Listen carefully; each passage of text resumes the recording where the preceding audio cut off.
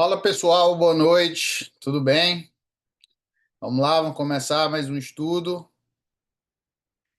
continuar falando um pouco sobre o assunto tão complexo que a gente começou semana passada do Apocalipse 13, certo? Mas antes, eu gostaria de fazer alguns adendos, pelo amor de Deus, eu peço, certo? Eu já falei várias vezes e vou reforçar e reiterar que os conhecimentos que você adquire aqui nesse estudo, não só aqui, mas tudo que for relacionado à palavra de Deus, à Bíblia, não podem servir jamais para você agredir quem quer que seja que pense o contrário, certo? Então, jamais, sobre hipótese alguma, você tem autorização divina para agredir pessoas que não pensam da mesma forma que você, certo? Então, quando a gente estuda a Bíblia como um todo, e principalmente assuntos complexos como esse que a gente está estudando aqui hoje, isso deve ter o único objetivo disso, os dois principais, na verdade, deve ser, primeiramente, fortalecer a minha fé, certo? Como cristão, para que eu seja um cristão melhor, e ensinar caso alguém me peça. Então, se a pessoa não pediu minha opinião, se a pessoa não pediu para eu ensinar, se ela está satisfeita da forma que ela está, deixe ela, pelo amor de Deus. Não vá sair por aí querendo enfiar coisa na cabeça dos outros, não, porque isso é chato. Isso aí você vai criar uma aversão na pessoa ao cristianismo, à sua igreja, à igreja adventista, ou seja, qualquer uma que você for, certo? Então, não faça isso. Isso aí, primeiro, serve para você alimentar a sua fé, e segundo, serve para você ensinar caso seja lhe pedido, lhe requisitado. Se não, você guarda sua opinião para você. Não vai bater em ninguém com o que você está aprendendo aqui hoje, não, certo? Isso não é o objetivo. Segunda coisa, gostaria de reiterar mais uma vez que aqui nós não estamos falando de pessoas, de igrejas. Aqui nós estamos falando de ideologias, certo? Então a gente estuda a Bíblia, tem uma linha de raciocínio que foi a mesma linha de raciocínio utilizada pelos reformadores protestantes, certo? Inclusive foi uma pergunta que eu anotei aqui, que alguém falou assim: "Ah, mas isso é coisa de adventista". Isso não é coisa de adventista, certo? Lá no primeiro estudo eu expliquei que existem algumas formas de interpretar o Apocalipse. Uma delas é o historicismo, que é a linha que a gente estuda hoje. E a linha historicista ela foi estabelecida muito antes da Igreja Adventista, certo? Todos os reformadores protestantes, Jerônimo, Hus, Lutero, todos esses aderiram à linha historicista de interpretação, que é essa que a gente está estudando. O futurismo, que é aderido pelos nossos amigos protestantes hoje, no geral, ele só entra na história no século XIX, cerca de 300 anos depois da Reforma Protestante, certo? Então, assim, não é algo nosso, da Igreja Adventista. Lógico, hoje, talvez, a Igreja Adventista talvez seja a maior igreja, a igreja de mais peso, que defende essa linha de estudo. Mas isso aí não é coisa nossa, certo? Nós estamos inseridos na interpretação historicista, nós não criamos ela. Ela é a mesma interpretação que foi que os reformadores protestantes tinham como sendo sua forma de interpretar as verdades do Apocalipse, certo? E aí a gente já estudou sobre isso, sobre essas formas de interpretar. Se você quiser dar uma olhadinha, volta lá nos primeiros estudos, a gente falou bastante disso, certo? Outra pergunta que eu recebi aqui, ó. Então significa que o domingo é a marca da besta. Nós temos que ter muito cuidado quando a gente lê e interpreta o capítulo 13 do Apocalipse, certo? Por quê? Porque esse capítulo, ele tem duas partes. Ele tem uma parte que já aconteceu, e ele tem uma parte que é profética, que ainda não aconteceu. Então, a marca da besta, ela só vai ser criada num período profético que nós ainda não estamos vivendo. Então, nós vimos no estudo semana passada que vai chegar um momento que essa marca vai ser imposta e quem não aderir a essa marca vai sofrer sanções comerciais de não poder comprar e nem vender. Eu vou falar um pouco mais sobre isso hoje. Então, a partir desse momento que essa marca ela for levantada como sendo uma obrigatoriedade, onde as pessoas terão que escolher a favor ou contra, aí sim que será concretizado a marca da besta, certo? Hoje não significa que se o seu amigo ele frequenta a igreja no domingo, não significa que ele tem a marca da besta. Pelo amor de Deus, não foi isso que eu falei, certo? Significa que vai chegar o momento que essa marca ela vai ser imposta aos seres humanos e as pessoas vão ter que escolher entre obedecer à lei de Deus ou não. Aí sim se caracterizar a marca da besta. Acredito eu que nos nossos dias isso vai acontecer, mas hoje não é. Isso é uma coisa profética que ainda vai acontecer, certo? E aí, junto dessa pergunta, eu recebi outra aqui que fala assim, ó, então só vai para o céu quem guarda o sábado. Também não foi isso que eu falei. Levando em conta a resposta que eu acabei de dar, do contexto em que a marca da besta vai se levantar, a gente vai ver hoje, no capítulo 17, que o centro do grande conflito ele é a guarda dos mandamentos de Deus, incluindo o sábado. Então, o sábado ele entra como acessório da lei de Deus, mas na verdade o centro, o que vai caracterizar o povo de Deus nos últimos dias, que é o que a gente vai estudar hoje, é o obedecimento à lei de Deus, incluindo o sábado, certo? Então a gente vai ver um pouquinho mais disso daqui a pouco, tá bom? Então, só para a gente revisar rapidinho aqui, antes da gente orar e para o nosso estudo de hoje. Se você tem Bíblia, pega a Bíblia, já pega um papelzinho e caneta. Esse assunto é complicado, certo? A gente viu aí basicamente. Deixa eu puxar aqui. Então, semana passada, no capítulo 13, basicamente nós vimos aí uma continuidade do 12, onde a gente vê que o dragão ele se prepara para dar o seu último golpe no povo de Deus, certo? E para poder dar esse último golpe, ele se coloca em pé nas areias do mar e ele evoca dois amigos, dois monstros, que esses monstros, junto com a pessoa do dragão, nós colocamos aqui de forma didática, certo? Que compõe a antitrindade, ou seja, uma paródia da trindade, composto pelo dragão, pela besta do mar, pela besta da terra, e dentro da besta da terra nós temos aí a imagem da besta, que faz parte do dragão que emerge da terra. Nós vimos aí uma coisa interessante que, lá no capítulo 12, quando o dragão tenta atacar a mulher ela foge para o deserto, ou seja, ela foge para um lugar de terras, digamos assim, e aí, quando o dragão solta a água para matar essa mulher, a terra se abre e engole essas águas, protegendo a mulher, ou seja, protegendo a igreja cristã. E aí, no capítulo 13, essa mesma terra que antes tinha protegido a igreja cristã se levanta agora e dá a luz a uma besta no mesmo local, certo?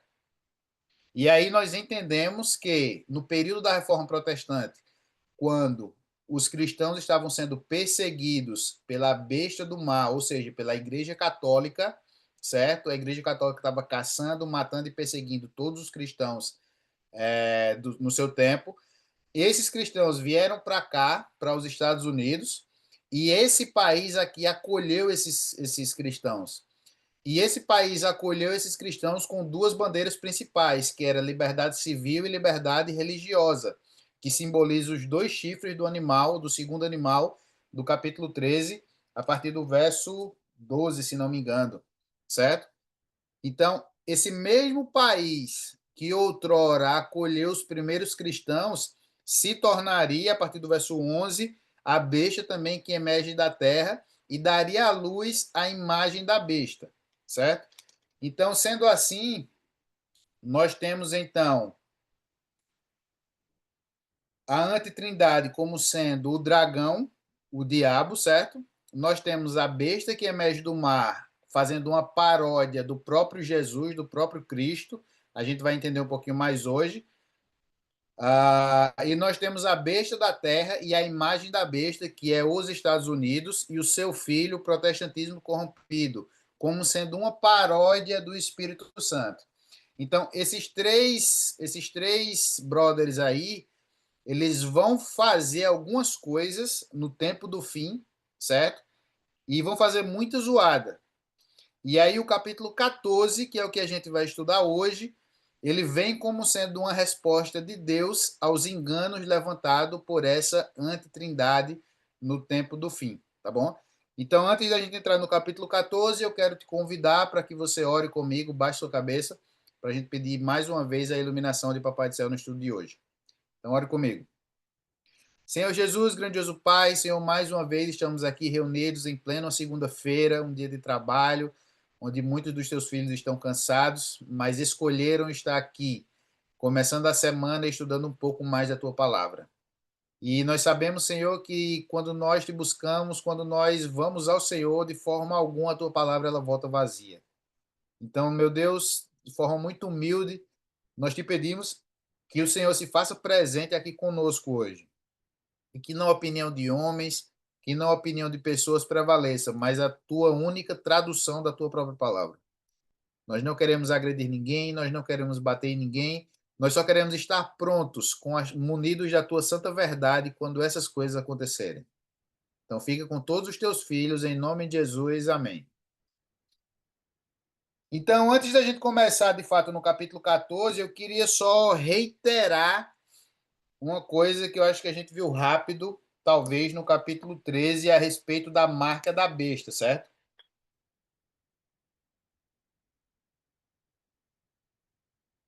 O capítulo 13, ele fala assim, ó, no verso 16, se você está com sua Bíblia, acompanha aí comigo, ele fala assim, ó, a todos os pequenos, os grandes, os ricos, os pobres, os livres e os escravos, faz-se-lhes, faz que lhes seja dada certa marca sobre a mão direita ou sobre a fronte, para que ninguém possa comprar ou vender, senão aquele que tem a marca, o nome da besta ou o número do seu nome. E aí, continuando no 18, fala assim, ó, aqui está a sabedoria. Aquele que tem entendimento, calcule o número da besta, pois é número de homem. Ora, esse número é 666. Esse número tão místico aí, né, que é tema de filme de terror, tema de um monte de coisa, o 666, nada mais é, já de antemão, por muito tempo aí, eu vi algumas pessoas falando assim, porque o 666, você junta as letras que tem no chapéu do Papa e soma e dá o 6. Você junta não sei o que do nome não sei de quem é algarismo romano e dá o 6, mas não é isso. Vocês lembram que quando a gente fala dos 144 mil, nada mais é do que uma expressão numerológica, ou seja, Deus se usa dos números para enfatizar um assunto, certo? Então, quando perguntam para Jesus assim, Senhor, quantas vezes a gente deve perdoar? E aí, o que é que falam para Jesus? A gente deve perdoar 7 vezes, ou seja, o que simbolizava o 7? A perfeição, ou seja, a gente deve perdoar de forma perfeita. E aí o que é que Jesus fala? Nós devemos perdoar 70 vezes 7. Ou seja, Jesus enfatizou o 7. O que Jesus queria dizer aqui, nós não devemos perdoar de forma perfeita. Nós devemos perdoar de forma perfeitíssima. Era isso que Cristo estava falando. E aí a gente viu que os 144 mil também é uma expressão numerológica que enfatiza o povo de Deus. Qual é o número que simbolizava o povo de Deus? As 12 tribos de Israel. Então, os 144 mil nada mais é do que 12 vezes 12 vezes mil. Ou seja, o povo de Deus de forma perfeitíssima. Quando a gente vem aqui para o texto que fala sobre a imagem da besta, ele fala assim, ó, o número da besta é número de homem no final do verso 18. Por quê? Porque o papel principal que a besta do mar, ou seja, que a Igreja Católica tenta fazer no aspecto da adoração do cristianismo é tirar essa adoração do aspecto de Cristo, tirar essa adoração de Jesus e colocar o foco dessa adoração em homens. Então ela coloca a pessoa do Papa como sendo uma entidade santa, representante de Deus na Terra, como se Deus precisasse de representante aqui na Terra, certo?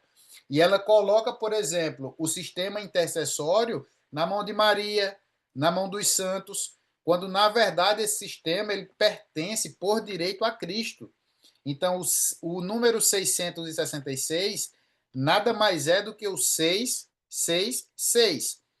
O 6 é principalmente na Babilônia original, aqui é feito referência no texto, o 6 era o número de homem. Enquanto o 7 simbolizava a perfeição, o 6 era o número de homem, que simbolizava o homem. Então, por exemplo, quando a gente vai para a criação, qual foi o dia que o homem foi criado? No sexto, o dia que Deus descansou, o sétimo. Então, faz a referência aí do 7 como sendo o número divino e o 6 o número de homem. Então,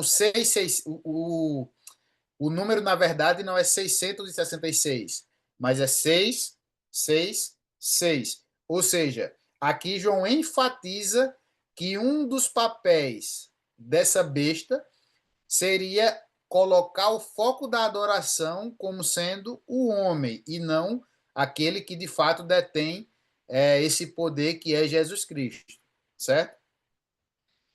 E aí, no capítulo 13, lembra que as visões de João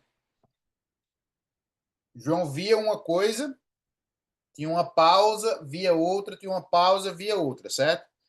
Não significa necessariamente que a visão 1, a visão 2 era cronologicamente depois da 1 e a 3 cronologicamente depois da 2.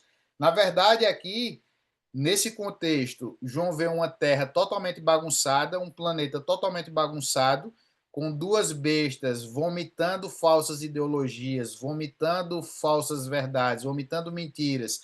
E o mais interessante aqui é que as mentiras elas são endossadas por milagres e prodígios, como a gente viu que a besta que emerge da terra, ou seja, a besta que faz a paródia do Espírito Santo, os Estados Unidos e o protestantismo corrompido, eles emitem vários sinais e prodígios para que possa endossar a mentira que eles estão contando, certo?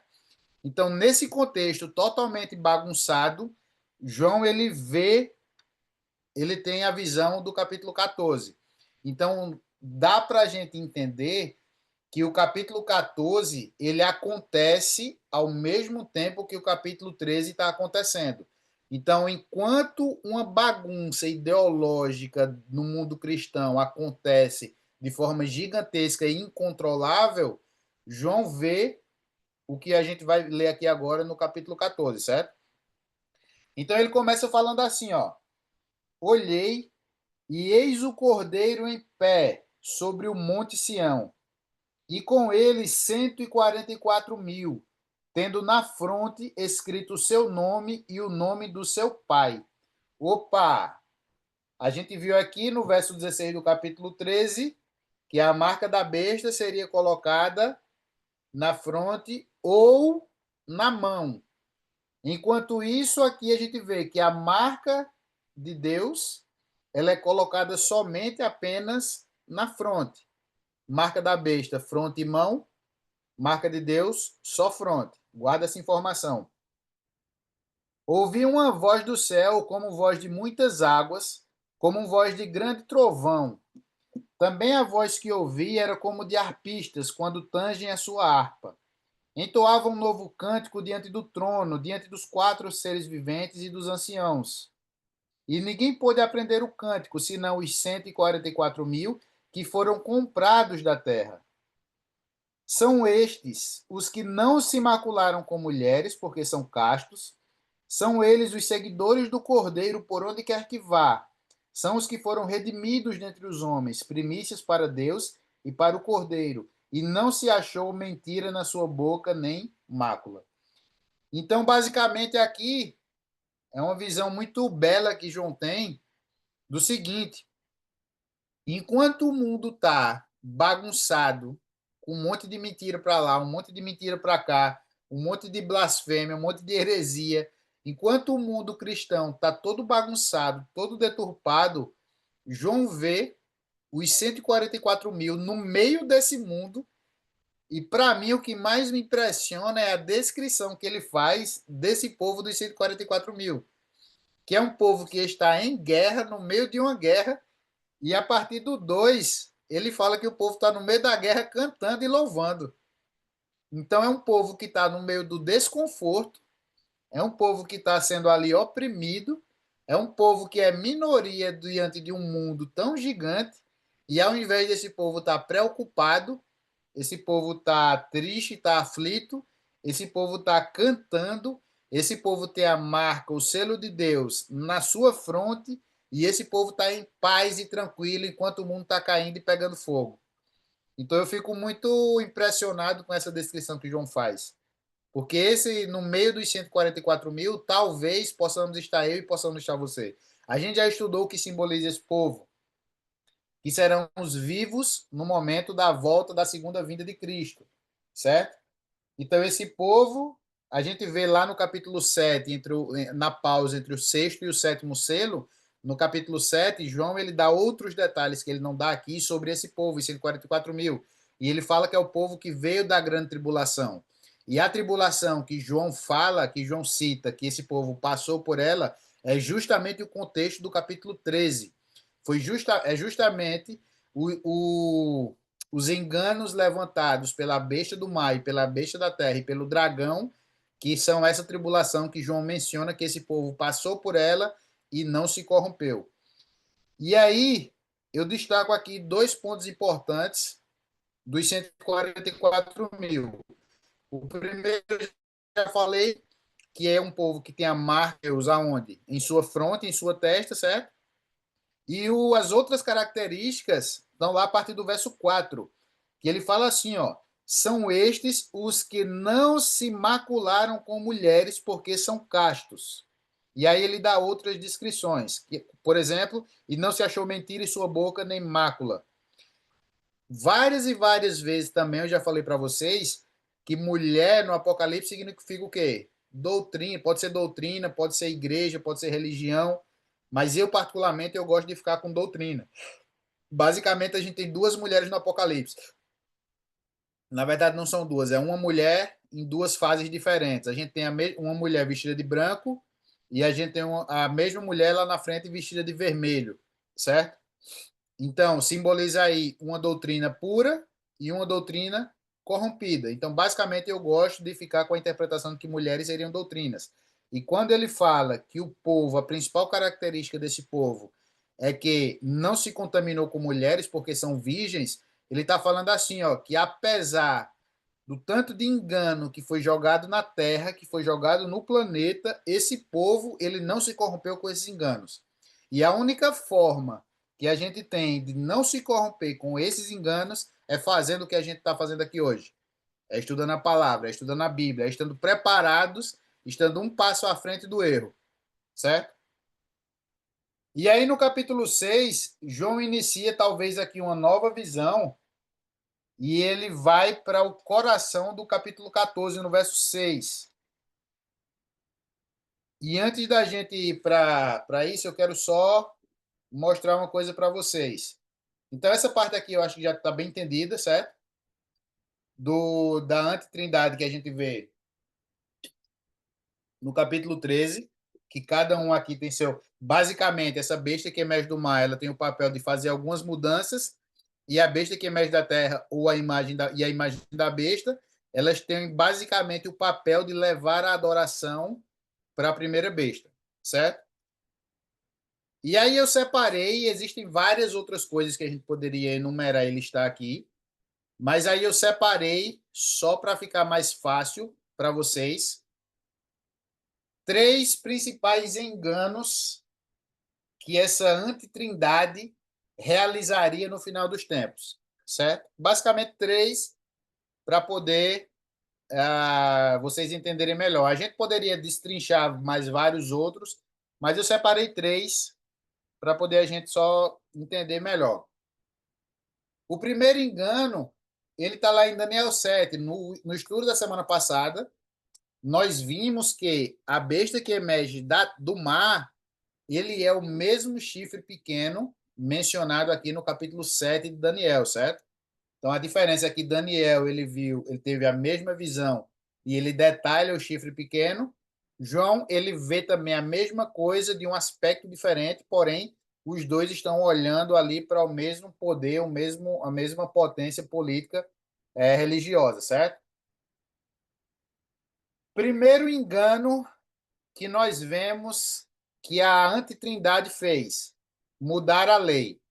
Nós vemos que isso ocorreu no ano de 328, quando Constantino entra dentro da igreja cristã, certo?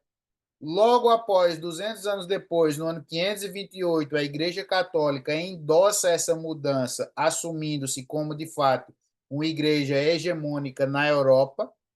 Então, essa mudança da lei, eu não quero ser redundante, porque a gente já falou isso em vários outros estudos, mas, basicamente, Constantino era um imperador romano e ele tinha os seus hábitos, seus costumes e seus deuses, e ele tem uma visão muito louca lá, e basicamente ele chega na igreja cristã primitiva do tempo, que até então se mantinha imaculada, e ele fala assim: ó, eu quero me converter.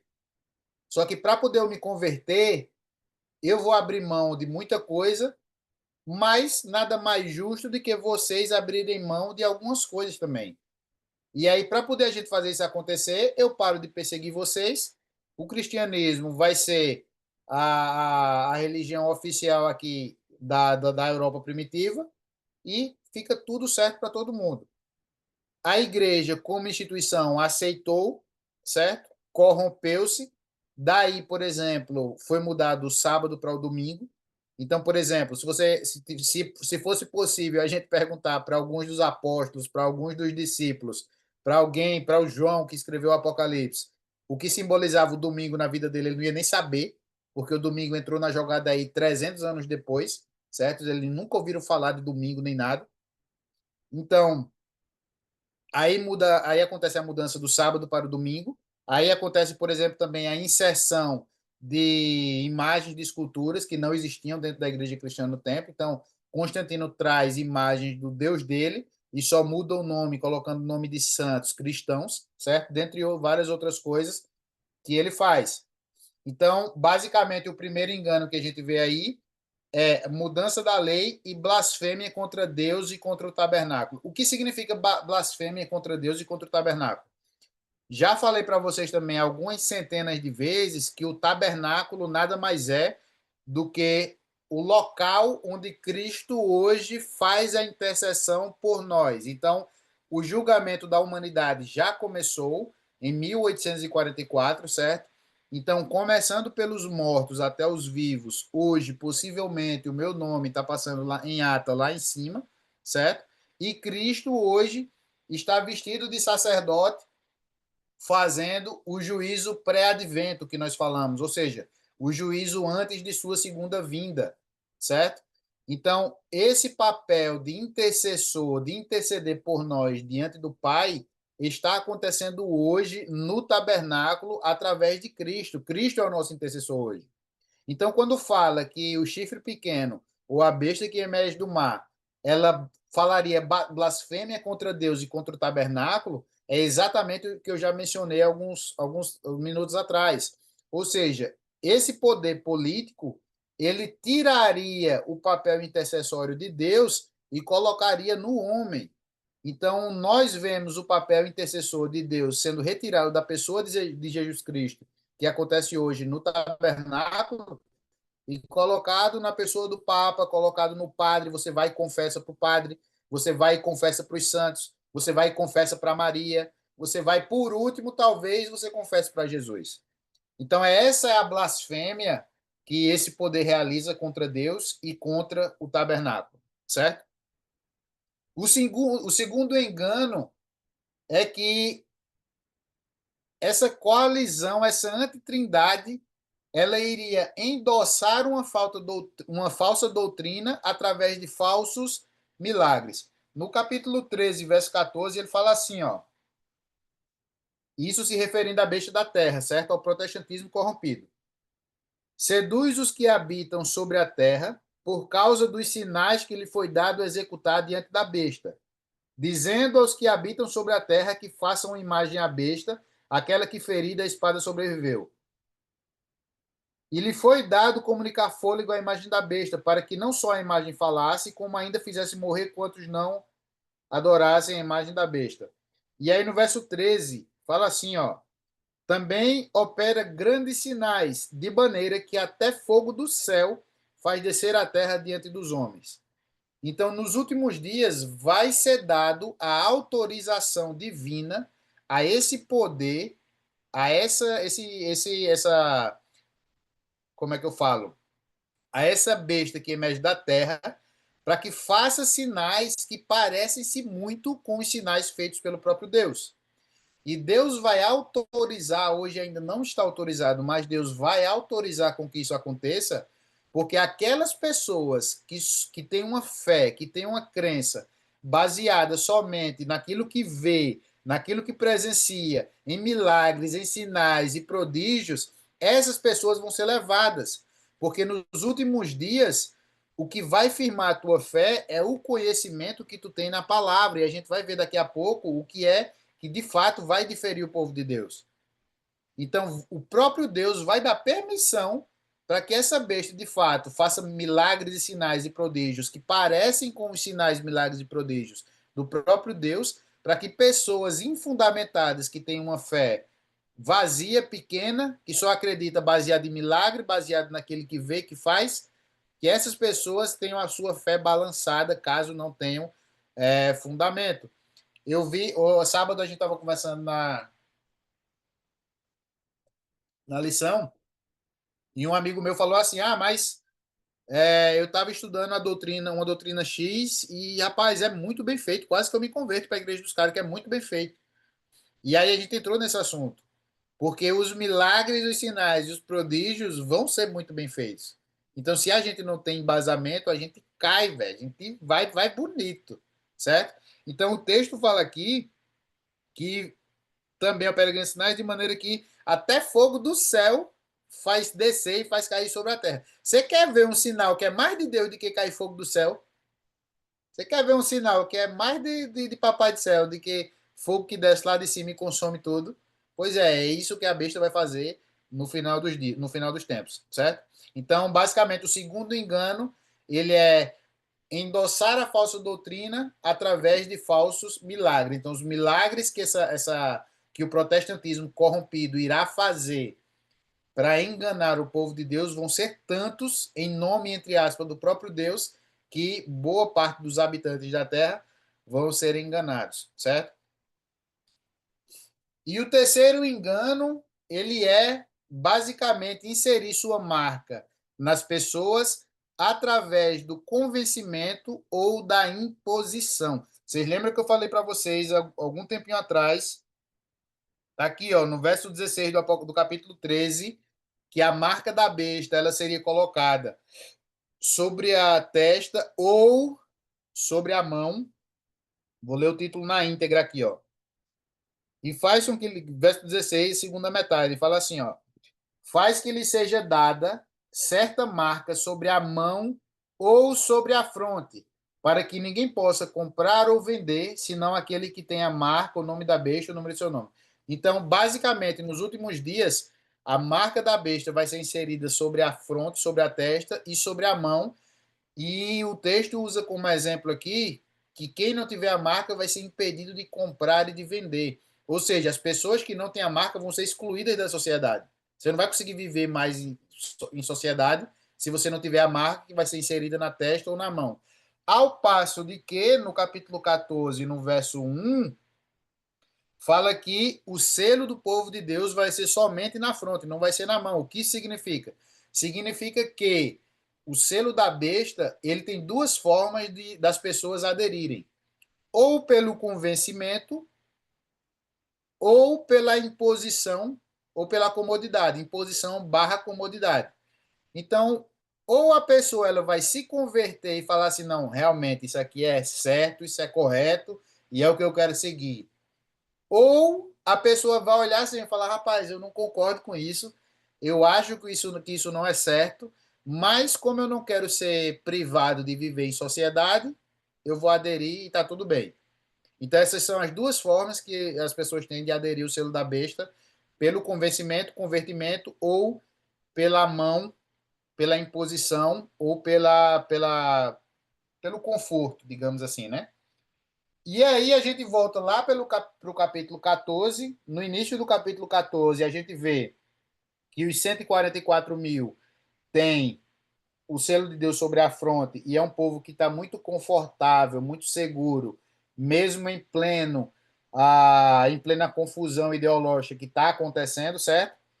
E aí o interessante é que esse povo vê João vê três anjos voando pelo meio do céu, e cada anjo ele tem uma mensagem específica para combater um engano levantado pela antitrindade, digamos assim.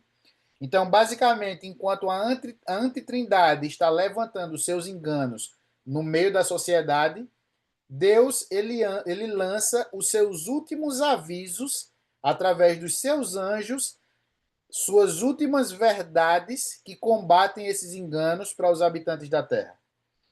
Então, lá no verso 6, João continua falando assim, ó: Vi outro anjo voando pelo meio do céu, tendo um evangelho eterno para pregar aos que se assentam sobre a terra. O que é o evangelho eterno? O evangelho eterno nada mais é de que a verdade do plano da redenção, de que Cristo veio, morreu e hoje é o nosso representante diante de Deus, e por ele, somente mediante a graça e nada mais, nós poderemos ser salvos. Esse é o evangelho eterno. Então, João viu um anjo levando esse evangelho eterno, certo? E esse anjo, verso 7, ele dizia em grande voz: Temei a Deus e dai-lhe glória, pois é chegada a hora do seu juízo. E adorai aquele que fez o céu, a terra, o mar e as fontes das águas. Então, quando a gente vem para o primeiro engano que, que a antitrindade levantou no meio cristão da terra, nós vemos dois principais pontos: a mudança da lei e blasfêmia contra Deus e contra o tabernáculo, que eu já expliquei para vocês o que é. E aí esse anjo ele vem exatamente como sendo um recado de Deus combatendo esse engano. Preste atenção no que o anjo fala. O anjo fala assim, ó: Temei a Deus e dai-lhe glória, pois é chegada a hora do seu juízo. E adorai aquele que fez o céu, a terra, o mar e as fontes das águas. Então, basicamente, essa mensagem, ela está fazendo referência ao sistema de juízo de Deus que outrora foi corrompido e blasfemado, certo? Ao sistema do tabernáculo que outrora foi corrompido e mudado, certo?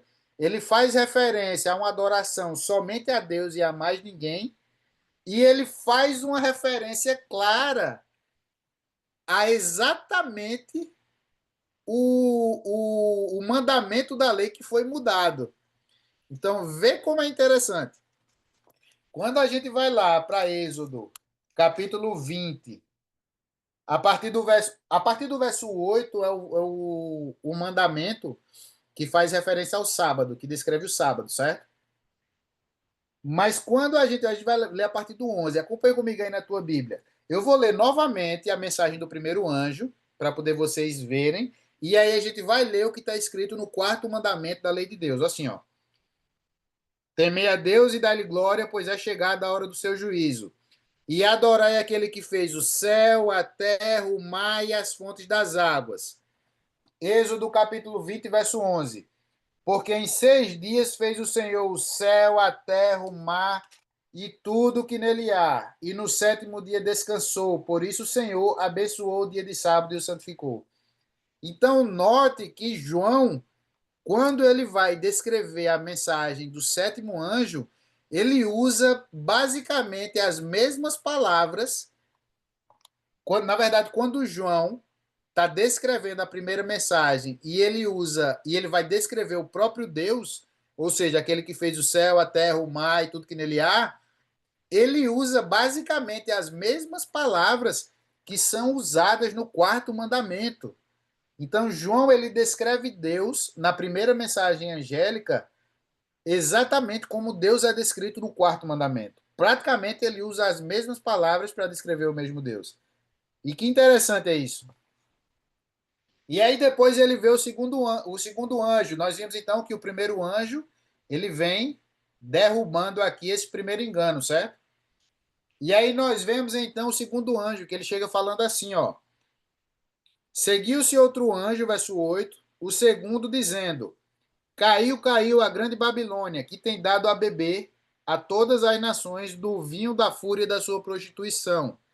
Então, enquanto o segundo erro principal nós vemos aqui, que nós vemos causado aqui, é endossar falsas doutrinas através de falsos milagres, nós vemos aqui que a segunda mensagem ela bate diretamente nesse erro. Então, quando Apocalipse se apropria do uso da palavra Babilônia, ele está fazendo uma menção direta a duas coisas: ao engano e ao homem, certo? Babilônia vem de Babel. O que foi que aconteceu em Babel? Acho que quase todos vocês devem conhecer a história de Babel. Babel, o homem olhou assim e falou: Deus nunca vai me pegar de surpresa e matar afogado de novo. Vamos construir aqui uma cidade, uma torre que vai ser tão alta, que se Deus lá resolver destruir a terra com água de novo, a gente vai lá para cima e fica protegido. Ou seja, duas coisas. Na verdade, o primeiro ponto que a gente vê aí é colocando o homem acima de Deus, certo? E aí o que acontece em Babel? Deus confunde a língua deles e fica uma confusão só, e daí eles se separam lá, cada um acha que fala igual e se separa lá. Mas basicamente a Babel que originou a Babilônia, quando João apropria-se dessa palavra, ele está falando de lugar de confusão, de lugar de várias doutrinas, lugar de onde a verdade ela não é absoluta, ela existe várias frentes, várias verdades entre aspas diferentes. Então João se apropria da palavra Babilônia para fazer uma referência a isso. Então quando a gente olha aqui para o segundo engano cometido pelo o monstro que sobe da terra, ou seja, pela igreja protestante corrompida, nós vemos aí uma confusão de doutrinas, várias pessoas falando coisas diferentes a respeito do mesmo Deus, e aí Deus olha para esse povo e ele fala assim, ó, caiu a grande Babilônia, que tem dado a beber a todas as nações do vinho da fúria de sua prostituição. Prostituição, nós já vimos que é a igreja que se corrompe com várias doutrinas, vários ventos que não estão corretos, que não tem embasamento bíblico, certo? Então essa é a mensagem do segundo anjo. E aí, o terceiro engano, nós vimos que é a marca da besta através da imposição ou do convencimento. E aí, o terceiro anjo, ele segue falando assim, ó. Seguiu-se a estes outro anjo, o terceiro anjo, dizendo em grande voz: Se alguém adora a besta e a sua imagem e recebe a sua marca na fronte ou sobre a mão, também esse beberá do vinho da cólera de Deus, preparado sem mistura, do cálice de sua ira, e será atormentado com fogo e enxofre diante dos santos anjos, na presença do Cordeiro. E aí essa terceira mensagem é a mensagem talvez a mais, talvez não, com certeza, a mais forte e a mais enfática de todas, que João ele vê o anjo fazendo não é uma ameaça, mas na verdade é uma promessa a todos aqueles que aderem à marca da besta.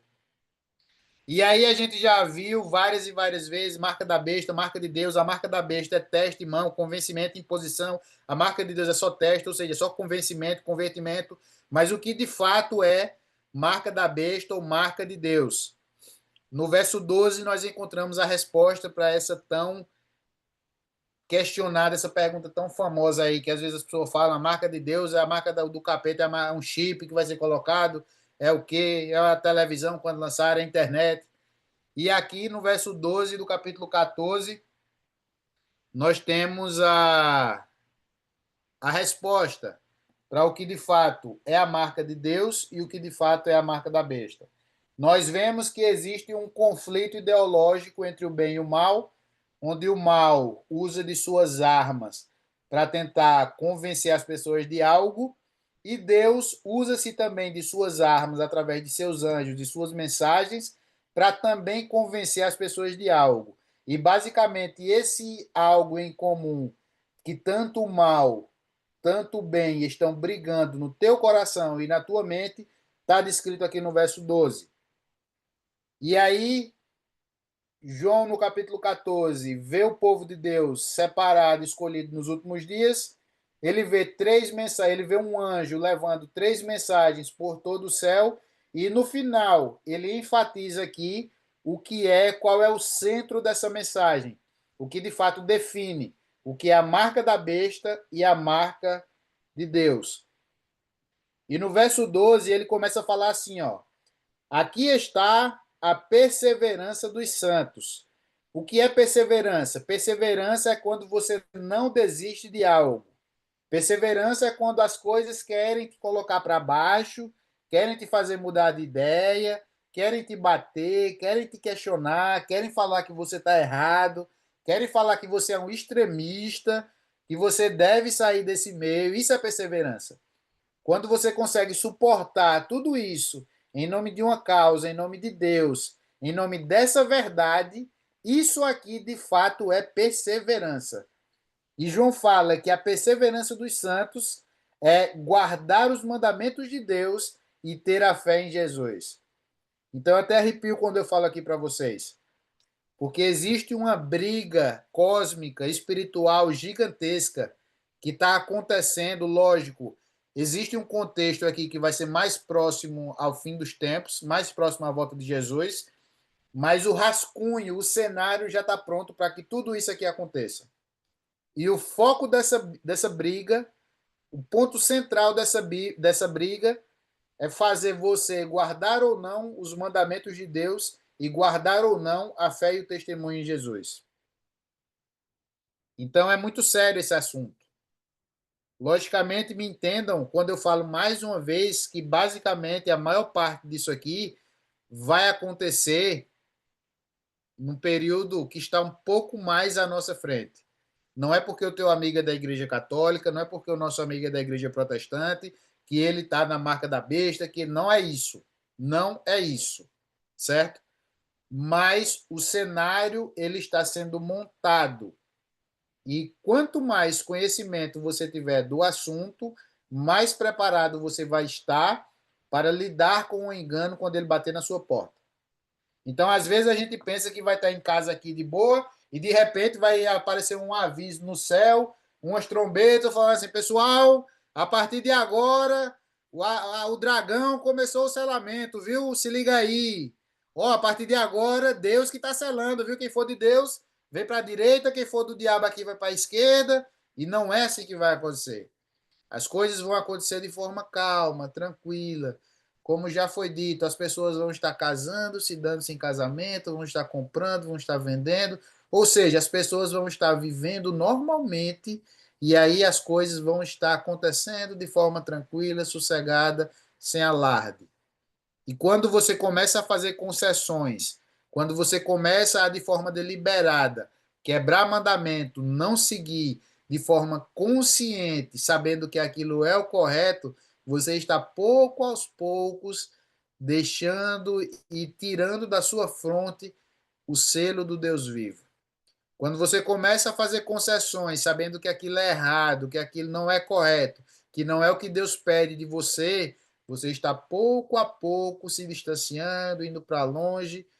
E a boa notícia é que não importa o quão longe você foi até agora, hoje ainda existe solução e salvação. Então, o capítulo 14, ele termina. João faz essa pausa dramática aí no verso 12, enfatizando que a disputa de selos é justamente guardar os mandamentos de Deus e a fé em Jesus. Então, se o selo de Deus é os mandamentos e a fé em Jesus, o selo do diabo, logicamente, no fim dos tempos, vai ser te questionar tudo isso, vai ser te fazer questionar se os mandamentos estão corretos, se a fé em Jesus está correta. Então, logicamente, isso está bem claro aqui no verso 12 do capítulo 14. E aí, o restante do capítulo 14, ele vem fazendo uma descrição, uma alusão à segunda vinda de Cristo, de duas categorias de pessoas que vão estar presentes, digamos assim, dos salvos e dos perdidos, certo? E aí você pode ler com calma, é um texto claro, simples de você entender. Você vai ver que a alusão é aí diretamente para o tempo do fim, o tempo da vinda de Cristo. Então, basicamente, a mensagem que eu queria deixar para vocês hoje, de forma rápida, é isso. Primeira coisa, o mundo vai estar bagunçado, velho. O mundo vai estar zoado, vai estar um monte de gente falando uma coisa, vai estar um monte de gente falando outra coisa, vai estar um monte de verdade se batendo e se cruzando, mas Deus avisou que ia estar assim. É daqui para pior, daqui para trás é só para frente, ou daqui para frente é só para trás. Então Deus avisou que ia estar assim, certo? Mas a notícia boa é que enquanto o mundo está todo bagunçado, todo zoado, todo cheio de treta, existe os 144 mil, que é um pequeno, entre aspas, povo que está confortável no meio da bagunça, porque esse povo resolveu não se contaminar com doutrinas impuras que não têm embasamento bíblico. Esse povo resolveu seguir os mandamentos de Deus e manter a sua fé em Jesus e em seu testemunho. Então, essa é a mensagem do capítulo 14.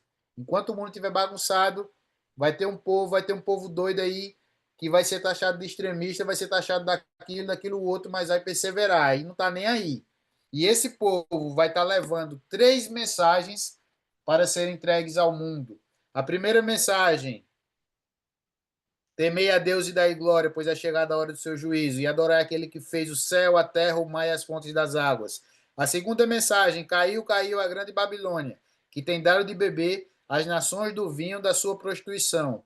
E a segunda mensagem, e a terceira mensagem, aliás: se alguém adora a besta e a sua imagem e recebe a sua marca na fronte e sobre a mão, também esse beberá do vinho da cólera de Deus, preparado sem mistura.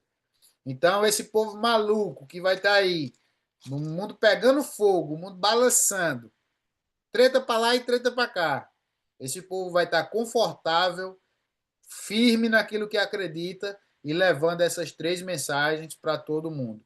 Espero que eu e vocês sejamos encontrados no meio desse povo. Que Papai do Céu nos abençoe para que nada seja suficiente para abalar a nossa fé e que nós possamos, de fato, manter a perseverança dos santos, que é guardar os seus mandamentos, guardar os mandamentos de Deus e manter a fé em Jesus. Então, que Deus possa abençoar você, que Deus possa abençoar a sua família, que você possa cada vez mais se preparar para levar essa mensagem para as pessoas. Quando lhe for requisitado, quando ninguém pedir, não fale, pelo amor de Deus, certo? Então, quando as pessoas lhe perguntarem, Deus vai colocar pessoas honestas no seu caminho que vão te procurar para pregar, para falar sobre isso, que você fale para Deus: Senhor, eu estou à disposição, eu estou aqui. E Deus vai te usar para levar essa grande mensagem, tá bom? Então, vamos orar para a gente finalizar. Então, feche seus olhos, baixe sua cabeça e ore comigo. Senhor Jesus, grandioso Pai, Senhor, como é bom a gente abrir a Tua palavra, estudar e sentir que o Senhor é o nosso professor, que o Senhor está nos ensinando, que o Senhor está, de fato, nos revelando aqui nessa noite. E eu sou grato, meu Deus, porque o Senhor nos usa para poder passar essa mensagem para o Teu povo. Eu sou talvez o maior beneficiário disso tudo. E eu sou grato, Senhor. Aqui também existem pessoas que estão dispostas a levar essa mensagem para outros. Que o Senhor os capacite, que o Senhor seja o seu professor, que o Senhor possa aumentar o entendimento delas, aumentar a coragem delas, que o Senhor possa colocar pessoas sinceras no caminho delas, para que elas possam pregar e falar dessa mensagem, uma mensagem tão saborosa que Jesus está voltando. Então, coloco, Senhor, mais uma vez essas pessoas nas tuas mãos, me coloco também nas tuas mãos e à tua disposição. É isso que te pedimos, Senhor, e já te agradecemos. Em nome de Jesus. Amém. Valeu, pessoal. Boa noite. Tamo junto. Até a próxima. Valeu.